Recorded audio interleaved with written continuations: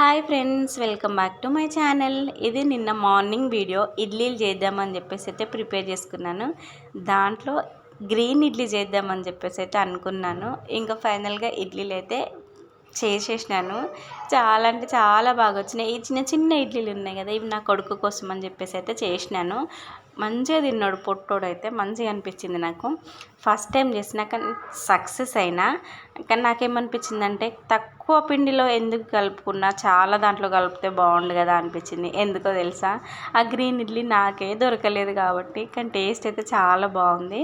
ఇంకా ఇక్కడ white chutney and red chutney రెండు చేసినాను కదా, ఆ రెండింటి కాంబినేషన్లో కలుపుకొని తింటే మాత్రం ఇంకా వేరే లెవెల్ ఉంది. ఇది నా ప్లేట్ అన్నమాట.